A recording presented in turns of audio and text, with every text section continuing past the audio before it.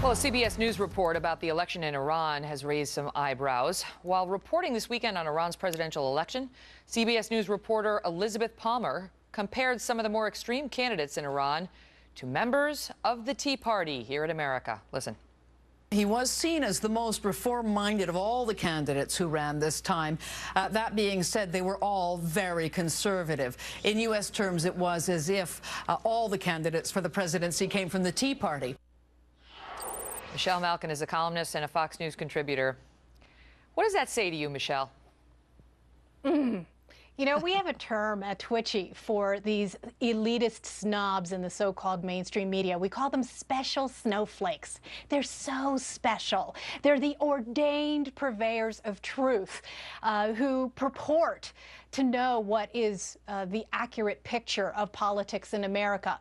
Elizabeth Palmer is a Canadian journalist based in London who thinks that she's giving a fair, balanced, and neutrally objective view of a comparison between Iranian mullahs and the Tea Party.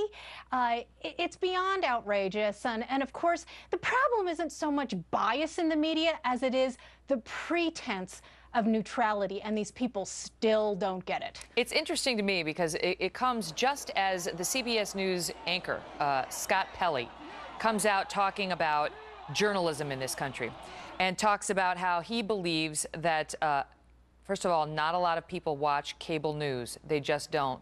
Well, we beat you in all the debates and on election night, Scott.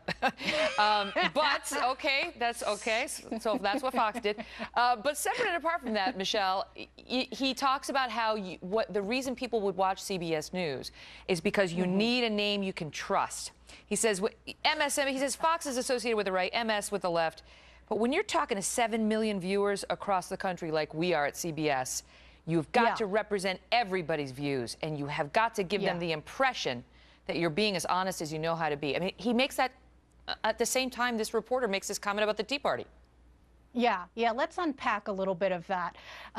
Give the impression that you are fair and balanced, as if delivering the news is a Monet painting. No. I think what we have to remember about CBS News, of course, is, and I love the quip from Sarah Palin. You did a fabulous job, by the way, this morning on Fox and Friends, Megyn. Thank you.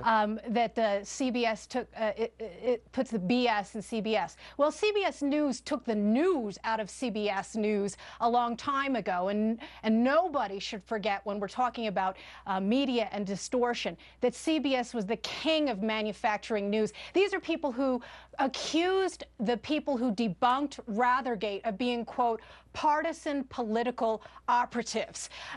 Talk about the worst kind of psychological projection there. When we talk about I've talked a long time now as someone who's had a foot in both new media and old media about the extended death cry of snob journalism. And CBS has been at the forefront of that. Scott Pelley's comments deriding and mocking his competitors in cable news just shows you how much these people chafe at effective competition. They hate it. And the thing on the Tea Party is, I mean, like, it's just sort of accepted. Like, there's been no apology for what she said. Maybe she misspoke. Maybe she got out too far ahead of her skis. Maybe CBS News doesn't back those comments. But could we know that? You know, that's very easily corrected or spoken to. And without that, it leaves the impression that we're okay with that. We are okay with that. And that is the version that we've seen so often in the mainstream media of representing everybody's views. Yeah. Well, look, the ultimate accountability is in your remote control, and people are voting with their fingers. And despite Scott Pelley's warped media math there, I think those numbers and the ratings for Fox News speak for themselves. And there we go again. Here he is. Didn't he just a couple of months ago talk about how his, quote-unquote, house was on fire? He himself admitting many of the things that he'd gotten wrong. Again, it's not so much that people get things wrong in the news. That will happen in any kind of news cycle where you're rushing to get things on the air. The problem is the pretending of these people that they are somehow better than the average viewer and better than their competitors. You're And not. There's a news flash for you, CBS. The irony too is that as he's talking about how, you know, that people make mistakes and the cable nets make these mistakes, and he owned up to a couple of his own mistakes, but you know, he was putting it on cable, and he was talking about, well, you know, as far as cable goes, they only have 200,000 viewers. They only have 200, 300,000 viewers. And the interviewer specifically asked him, now that's not true. I mean, we've got 5 times that many just on this show, but they asked him about Hannity and O'Reilly, who are 2 huge powerhouses in news. I mean, the biggest names in news on cable. And he stuck by those numbers.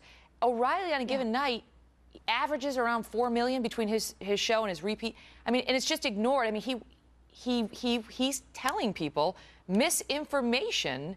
And for what? Why is that necessary? Why can't he just say that guy's a big star, he's got a huge following, very successful, both of them. Instead, he's got to diminish, and there's a question about trustworthiness. Yeah.